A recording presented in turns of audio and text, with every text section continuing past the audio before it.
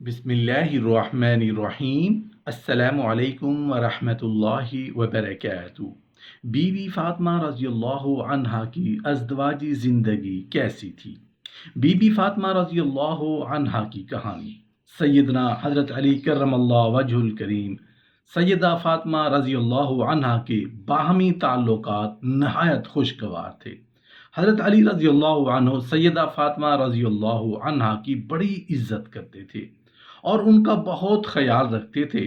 سیدہ فاطمہ رضی اللہ عنہا بھی اپنے شوہر نامدار کا دل جان سے احترام اور ان کی خدمت گزاری میں کوئی دقیقہ فروغ گزاشت نہ کرتی تھیں۔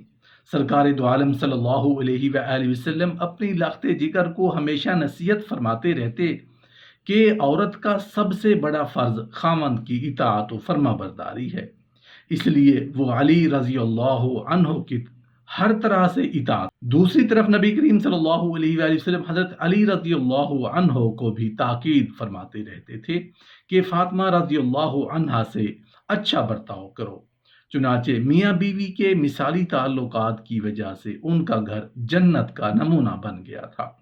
تاہم دو چار موقع ایسے ضرور پیش آئے جن میں میاں بیوی میں معمولی رنجش پیدا ہو۔ انسانی فطرت اور زمانے کے اقتضاء کے پیش نظر میاں بیوی کے تعلقات معاشرت میں ایسے اتفاقات کا پیش آ جانا کوئی انہونی بات نہیں۔ حضرت علی رضی اللہ عنہ اور حضرت فاطمہ رضی اللہ عنہا کی رنجشیں بھی محض اتفاق، اور جو ہی حضور پر نور صلی اللہ علیہ وآلہ وسلم نے مداخلت فرمائی ان کے دلوں میں ملال کا شبہ تک نہ رہا۔ ایک مرتبہ حضرت علی رضی اللہ عنہ اور حضرت سیدہ رضی اللہ عنہا کے درمیان کسی بات پر کچھ رنجش ہو گئی۔ نبی کریم صلی اللہ علیہ وآلہ وسلم کو معلوم ہوا تو آپ صلی اللہ علیہ وآلہ وسلم بیٹی کے گھر تشریف لے گئے۔ اس وقت روئے انور پر حزن و ملال کے آثار نمایاں تھے۔ آپ صلی اللہ علیہ وآلہ وسلم نے دونوں کو سمجھا بجھا کر صلح کرا دی۔ جب باہر تشریف لائے تو بہت حشاش اور چہرہ مبارک فرت مسرت اور اطمینان سے چمک رہا تھا۔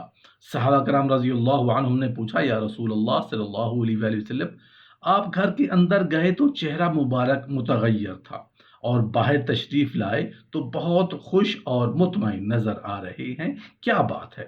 آپ صلی اللہ علیہ وآلہ وسلم نے فرمایا، میں نے ان دو شخصوں میں صلح صفائی کرا دی ہے جو مجھے بہت زیادہ عزیز ہیں۔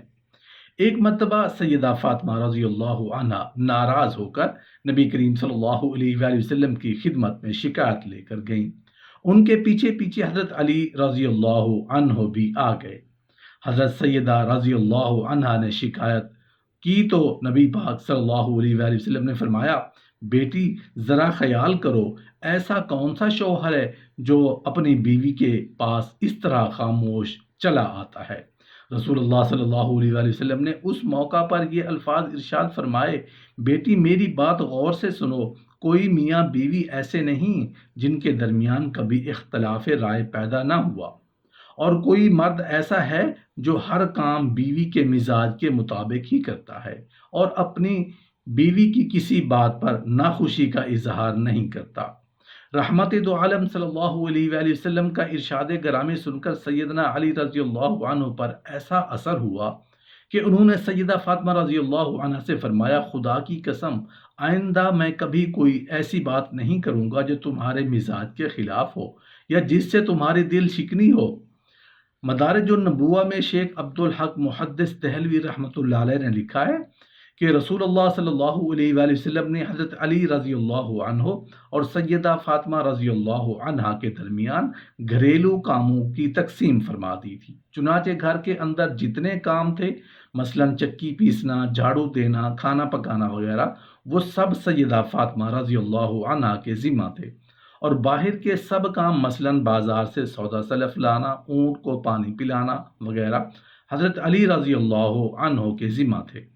اس طرح ان کی ازدواجی زندگی میں نہایت خوشگوار توازن پیدا ہو گیا تھا۔ صحیح بخاری میں ہے کہ ایک مرتبہ ابو جہل کے بھائی نے حضرت علی رضی اللہ عنہ کو غورہ بنت ابی جہل سے نکاح کرنے کی ترغیب دی اور انہوں نے اس کی حامی بھر لی۔ چنانچہ غورہ کے سرپرست نبی کریم صلی اللہ علیہ وآلہ وسلم سے اس نکاح کی اجازت لینے آئے۔ نبی کریم صلی اللہ علیہ وآلہ وسلم کو یہ بات سخت ناگوار گزری۔ آپ صلی اللہ علیہ وآلہ وسلم مسجد میں تشریف لائے اور ممبر پر چڑھ کر فرمایا، بنی حشام بن مغیرہ علی بن ابی طالب سے اپنی بیٹی کا عقد کرنا چاہتے ہیں اور مجھ سے اجازت مانگتے ہیں، لیکن میں اجازت نہیں دوں گا، کبھی نہیں دوں گا۔ البتہ علی میری بیٹی کو طلاق دے کر ان کی لڑکی سے نکاح کر سکتے ہیں۔ فاطمہ میرے جسم کا ایک ٹکڑا ہے، جس نے اسے اذیت دی اس نے مجھے اذیت دی۔ اس کے بعد اپنی دوسری بیٹی حضرت زینب رضی اللہ عنہا کے شوہر حضرت ابو العاص رضی اللہ عنہ بن ربی کی طرف اشارہ کرتے ہوئے فرمایا، اس نے مجھ سے جو بات کہی اس کو سچ کر کے دکھلایا، اور جو وعدہ کیا وفا کیا، اور میں حلال کو حرام اور حرام کو حلال کرنے کی نہیں کھڑا ہوا، لیکن خدا کی قسم اللہ کے رسول کی بیٹی اور اللہ کے دشمن کی بیٹی دونوں ایک جگہ جمع نہیں ہو سکتی۔ نبی کریم صلی اللہ علیہ وآلہ وسلم کو اس طرح ناراض دیکھ کر حضرت علی رضی اللہ عنہ نے بنت ابی جہل سے نکاح کا ارادہ فوراً ترک کر دیا، اور پھر حضرت فاطمہ رضی اللہ عنہا کی زندگی میں کسی دوسرے نکاح کا خیال تک دل میں نہ لائے۔ صحیح بخاری میں حضرت سہل رضی اللہ عنہ بن سعد سے روایت ہے کہ ایک دن رسول اللہ صلی اللہ علیہ وآلہ وسلم حضرت فاطمہ رضی اللہ عنہا کے گھر تشریف لے گئے اور علی رضی اللہ عنہ کو نہ پایا۔ حضرت فاطمہ رضی اللہ عنہا سے پوچھا، تمہارے ابن عم کہاں ہیں؟ بولی، مجھ سے اور ان میں کچھ جھگڑا ہو گیا تھا، وہ غصے میں چلے گئے ہیں اور یہاں دوپہر کو نہیں لوٹے۔ رسول اللہ صلی اللہ علیہ وآلہ وسلم نے ایک شخص سے فرمایا، دیکھو وہ کہاں ہیں؟ اس نے آ کر خبر دی کہ مسجد میں سو رہے ہیں۔ رسول اللہ صلی اللہ علیہ وآلہ وسلم تشریف لے گئے۔ وہ حضرت علی رضی اللہ عنہ لیٹے ہوئے تھے، پہلو سے چادر ہٹ گئی تھی اور مٹی جسم میں لگ گئی تھی۔ رسول اللہ صلی اللہ علیہ وآلہ وسلم مٹی پونچھتے جاتے تھے اور فرماتے جاتے تھے، اٹھو ابو تراب، اٹھو ابو تراب۔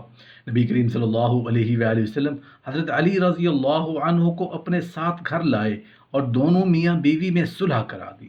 اہل سیر کا بیان ہے کہ حضرت علی رضی اللہ عنہ کو ابو تراب کہلایا جانا عمر بھر بہت محبوب رہا۔ ایک بار فاطمہ رضی اللہ عنہا کو بخار آ گیا، رات انہوں نے سخت بے چینی میں کاٹی۔ حضرت علی رضی اللہ عنہ کا بیان ہے کہ میں بھی ان کے ساتھ جاگتا رہا۔ پچھلے پہر ہم دونوں کی آنکھ لگ گئی، فجر کی آذان سن کر بیدار ہوا تو دیکھا کہ فاطمہ رضی اللہ عنہا وضو کر رہی، اور میں نے مسجد میں جا کر نماز پڑھی۔ واپس آیا تو دیکھا کہ فاطمہ معمول کے مطابق چکی پیس رہی ہیں۔ میں نے کہا، فاطمہ تمہیں اپنے حال پر رحم نہیں آتا؟